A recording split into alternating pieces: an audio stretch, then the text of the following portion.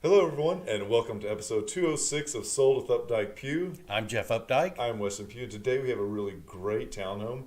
It is actually in the heart of Uptown in an area called St. Thomas. It has been remodeled and it is amazing and move-in ready. Really cool. In our second segment today, we're going to talk about 8 museums in the Dallas area. I think we've been to all 8 of them. And it's just, if you're moving to Dallas or new to Dallas, we want to give you some insight into the museums and art. Well, it is the holiday season, and I feel like we are done with the COVID mandates, and it has shifted into high gear. And I keep thinking this is going to be one of those holiday seasons that is a marathon. Yeah, I agree. People are getting back out, although, now we're dealing with RSV and the flu and all of that. Yeah. So it's like that winter season. We're just gonna deal with some illness. I think anyway. For sure. Well, it's also interesting because I think in the last 2 things that I've gone to, we've seen like a huge conversation topic is like what is happening in the market. Mm-hmm. Everybody wants to know which way this is shifting, and it has really kind of like not. I guess the deal is it's just soft right now. It is, and it's that seasonality of the market. It mm-hmm. is the reflection of the Fed, increasing the overnight rates for the banks, and it's the intention of that is really what's happening. And it's not so much uncertainty; it's just like when, because we actually went on 2 listing appointments this week, and mm-hmm. actually it is all for January. Mm-hmm. So it's interesting to see they are coming back. It's just going to take a little bit of time. It is, and we have both weathered recessions before Yes. in the real estate business, and some are longer than others. I have a feeling that this downturn is going to be probably a 6-month downturn. I truly believe that over the next 6 months there are going to be some really great values for buyers. Well, the other thing that might be a really interesting keynote for buyers is that last week the Dallas City Council acknowledged that they were considering taking and making Airbnbs a lodging, and therefore no longer allowed in residential. Mm-hmm. And that could really play into people who have purchased these Airbnbs, and suddenly that return on investment is based on short-term mm-hmm. rental and not long-term, and it would be interesting to see if those come back up in the market. Yeah, I would agree. Well, let's take a look at what's going on in the market, shall we? So this is actually what we like to do is take a look at. This is last week or the last 7 days, and we're only looking at Dallas County because we really kind of want to zoom in and give you a real specific look. And so coming soon is not a required field for realtors, but it's one where we get to put stuff in and tell people for the first 30 days. There are 32 currently on the market, and that is no change from last week. In active listings, so in the first 7 days right now, we have 310, and that's up 2% over last week. And then the option period. So this is once a contract has been agreed upon for both the buyer and the seller. It goes into this status, and it is down 9% to 223. And in the pending side of it, this number looks really bad. It's really not as bad as you think. There are 95 pending homes in Dallas County that were pending last week. And then in the last week, there were 242 closings, which we were right there at the beginning of the month, mm-hmm. So it doesn't surprise me to see that number, especially being the time of year. Mortgage rates are holding steady, about 6.445. We look at Optimal Blue to get that quote from them. They're not a lender; they're just kind of an aggregator of mortgage information, and so that's kind of what they see as the average that's out in the marketplace right now. And the interesting thing too right now, Jeff, is sold on days on market. The average was 32 and the median was 20. So that's still a crisp market that we're seeing. And so if it's clean, mm-hmm. if it's priced right, we are seeing them move out really quickly. Yeah, and when you see, when you have the smaller number of closings, it also, that those numbers get skewed as well. And so that, that's why I think there's such a difference between that median and the average that you were just talking about. But it's good to compare those, so it gives totally people a lot better idea of what's happening. And one of the great things that we can actually do is we can actually create these portals for you. So if there's an area that you're interested in down the road, you want to know what's going on in your current neighborhood, or you've got friends and family moving here and they would like to know, let us know. It's easy for us to set up, and we'll be happy to do it. And it's our first home today. Let's do it. Our first home, our only home, The first and only. 2411 North Hall Street, number 37. This is, as Weston said earlier, just right there on the edge of St. Thomas in the Uptown area.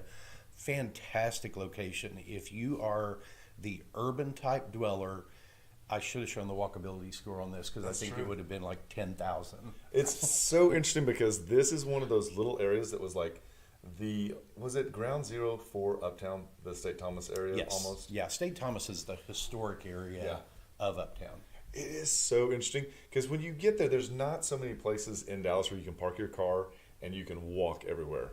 This is one of those gyms, and it has everything you need, whether it's the grocery store or whether you want to go play a pickup game of basketball. Everything is right here in this neighborhood. You can walk to West Village. You can walk to a Walmart there. You can walk to a Target. You can walk to a movie theater.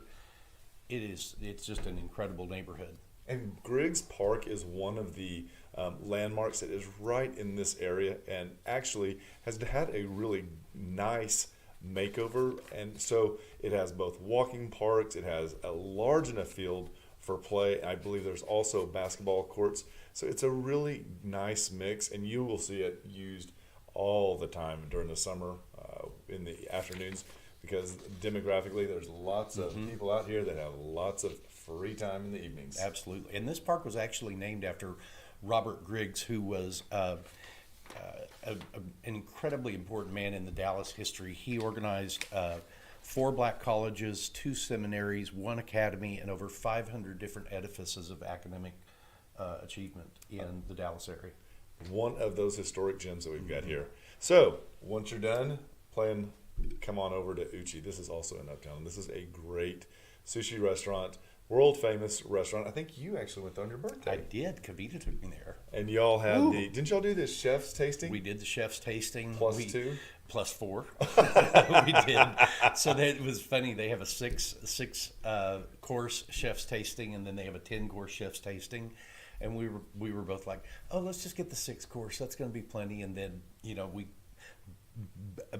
kind of made our way through the first 5 courses. And before they brought the dessert out, we were like, sir, could you bring us this and this and this and this, please? You're like, the martinis and the sake started talking, and oh you my moved gosh, through it. It was so good. One of the other great places to eat is Katy Trail Ice House. We've been there dozens of times, and talk about people watching. You are right on the edge of the Katy Trail. So all of the people running up and down the trail are out there. Everybody brings their dogs. The dogs are allowed in the restaurant as long as they're on a leash. Don't let them on the tables. It's just a really great. If you want to get an Austin vibe an old Austin vibe in Dallas, this is the place to go. Oh, you throw in old Austin vibe. I don't think it's the same. Was that a jab? A little jab, wasn't it? All right, so let's jump into this 2411 North Hall Street, number 37. This is a great house or condo if you're looking for that brownstone look. This is one of those ones, gated, which is really great in that Uptown area, and it has a really nice little step out common area that you can use if you've got a small pet or whatnot. This is perfect for them. And it's a great size complex. It's only about 50 units, if I'm not mistaken. Really Americana style exteriors on them. Big bedrooms. This is the downstairs bedroom as you come in, and it is just, in a very typical floor plan from this perspective. Wonderful bath down there that's been completely renovated with Carrara marble. The owner really, really did a great job on this renovation. They did, and you can tell that it was very meticulously done. Apparently, this person was on site and made sure it was done and done right. One of the things that we like about this is that they've gone ahead and gotten rid of the tub, make it where it's perfect for stepping in. Rise over run, no carpet on the stairs, all stained wood. This is wonderful, and as you walk up, you come right into this really great open concept living room. One of the things that is great also in this is that it is completely wired throughout for speakers in the walls, which is really nice. It really is. A great size room. You've got 9-foot ceilings on this level. Can lighting, LED lighting. The wood color that was chosen, the flooring color that was chosen was just really nicely kind of woven into the rest of the unit. And I like how they took the shades all the way to the top up there. I thought that was a really great way to extend the height and not be too dramatic because they stayed tone on tone with the colors. And as you can see here, this is a really clean and easy setup because it goes living room, dining room, kitchen, which is really great. But I always joke and say that if you have a big party, you can move everything around and make it where you have tons of room. I've seen people take that hutch out, put a bar behind it. It all works out really well for entertaining. You wouldn't think so, but it really does work out. And the bar seating really, I think, comes into play because, as we've talked about before, if you have a party, it all ends up in the kitchen. It does. And this gives people a place to come and hang out if you're cooking or, preparing drinks or appetizers, whatever you're doing. Stainless steel appliance package in this, granite countertops, undermount sink, gas range, which is not necessarily a common feature in a lot of condominiums. And one of the things too, we don't have it featured here, but the actual powder bath on this floor has been redone with Restoration Hardware fixtures as well. As you go upstairs, this is the master bedroom that's on the front of the unit. I love the customized windows here. Again, he's taken the drapes all the way to the ceiling, which gives you that real feeling of height. Coming into the master bath, again with all the Carrara marble, double sink vanity. Really not. I'm not sure if those are Restoration Hardware pulls, but those look like the other ones. So it all worked out really well, and I like how long this was. One of the things too is that it has a closet system that's been completely remodeled. We walked in and were immediately blown away. I was like, this is really great. One of the things that we wanted to point out is that it's also a 16 by 15 master bedroom. Here we go. Great look at this closet. What I really like about closets, tons of shoe space, and I like built-in drawers. This has both of those, and it has high end or long and just regular shirt height hanging, which is really great. And this is the office that's on that same level. It's a little bit smaller of a room, but it is still a great room for an office. You could still get a bed in there if you needed to. This is right off the opposite end of the hallway from the master bedroom. And so they have done such a great job with the upgrades on this outdoor kitchen. So you've got both space for an egg and for a grill, because remember, we have gas downstairs. So we've got gas up here, which is great. There's also a small beverage cooler, which we liked. And the way that the sun goes down, as you can see how the shadows are casting across this, it's great because you're actually going to be able to use this rooftop in the evenings. As you can tell, they've got a jacuzzi, and so they use it. And as you scoot out a little bit further right there at this table, you've got these really great views of downtown. I would imagine they use the umbrella there to give them a little bit of protection from the sun, but at night, look at the view you have. It's so great. It's so funny because we were looking at one that we had sold about 8 years ago, and the prices were completely different. So this is a great one at 2411 North Hall Street, and it's unit 37.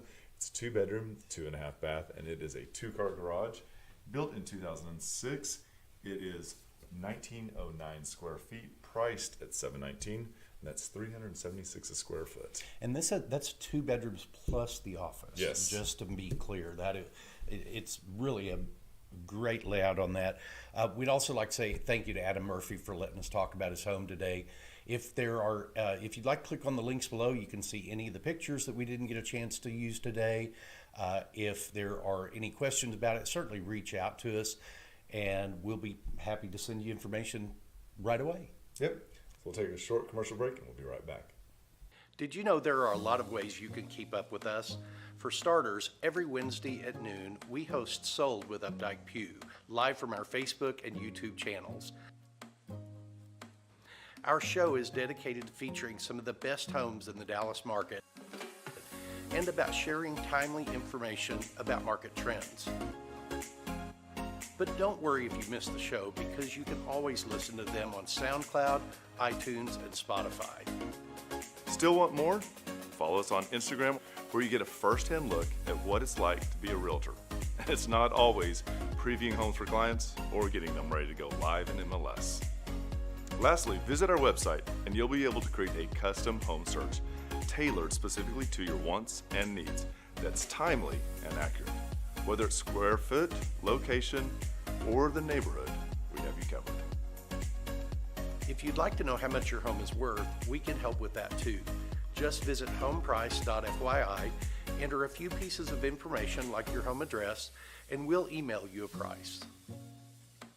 When you're ready to talk real estate, you can reach us online, by phone, or by text at 214-377-2223. And remember, we want to be realtors for life. Hi, everybody. Welcome to the second segment of episode 206 of Sold with Updike Pugh. I'm Jeff Updike. I'm Weston Pugh, and today we thought we'd take a little look at some of our favorite museums here in Dallas. Now, let's iterate that there are a lot of other museums that we didn't get, but because of time, we took and chose these 8. And we are, I think, incredibly lucky living in the Dallas-Fort Worth area to have such the quality of museums that we have. Absolutely. So the first one we want to take a look at is going to be the Dallas Contemporary, and this one is located in the Design District. Currently, they are featuring a exhibition by Shepard Fairey. We just went there, I believe, last week. It is an amazing interactive space. It is worth the go see. I think that you said it was $10 was the contribution. Suggested contribution. Definitely worth this one. Take a look at this one right here. Shepard Fairey started off as a street artist, I believe, back in the early 2000s. Started with Obey Giant, you may remember that, and then from there has become really popular. His Barack Obama poster for Hope when he was running in 2008 also was extremely popular. There's a second exhibition going on there that was really incredibly moving, and this is an instrumental video that takes you through the women, well, actually many people in Africa that are in Johannesburg, in South Africa, that are just randomly being killed. Yeah. And I know it's a rough subject, but it is well worth the time to go in and experience that. Absolutely. What's the second one we're going to take a look at? Dallas Museum of Art. This is kind of the crown jewel of our museums here. It is anchored just right off of Clyde Warren Park. The exhibits that come and go, there's always some free general admission exhibit that's going on, and then many times they have something of an extra exhibit that may cost you $15 or $20 to get into. If you become a member of the museum, it's incredibly discounted, but I've never been to an exhibit there that I didn't enjoy. They had the Islamic Cartier jewelry exhibition there that was in the summer. It was an amazing one. They did a really great job, I thought, with the graphics that actually showed digitally how those jewels were made it all make sense. Not that I could ever do it, but I love the way that was done. And the next one is the Crow Museum of Asian Art, and this is a collection of art that has been brought together by the Crow family, which is a kind of a deep Dallas embedded family in our history. And it has been several years since I've been to this. It is not directly, but kind of catty-cornered across from the National Sculpture Center. This one's free. This is one of my first museums here in Dallas that I went to. It is one of my all-time favorites. They really lean in quite often with ceramics that are Japanese-inspired. Also, this is connected to the Tremel Crow office space above. And if you go into the lobby there is another one of my favorite artists named Jacob Hashimoto, and he has 2 installations there that are amazing. I spent like an hour just sitting in the lobby looking at them. Interesting. Go look at them. They're worth it. The next museum is the Perot Museum of Nature and Science, and this is an incredible museum that was primarily funded by the Perot family, which, if you remember Ross Perot, he ran for president a couple of times back in the 80s. He was the man that started EDS. His family has just been incredibly enmeshed in the Dallas history and especially in arts things like this. They are definitely a family that shares their money through philanthropic ways. Yep. And one of the things that we want to point out is this is an extremely educational for the young ones, but on Thursday nights, check the calendar. This is a great time to go. It's an adult only, and it's a sip and see. So this one is worth it. Next up, we're going to take a look at the Nasher Sculpture, and this is an amazing center. This one is actually both an indoor and an outdoor museum. The works on the inside change probably on the quarter. The ones that are on the outside, those are actually permanent, and they are all amazing. And one of your favorite artists had an exhibition here about a year and a half ago. Harry Botoria? One of your other favorites. Who? The Blobs. Oh, Dan Lamb. Yeah, that's right. Dan Lamb did get in there. I forgot about that. She made that She had giant a one. huge Yep. exhibit in there. She did a great job. So, and again, that goes back to like, this is a local family and they're reaching out. And when they find those local artists, they are really great at pulling them in and figuring out how to fold them on a national level. And if the name Nasher kind of sounds familiar to you, they are the family that created and still to this day owns North Park Mall.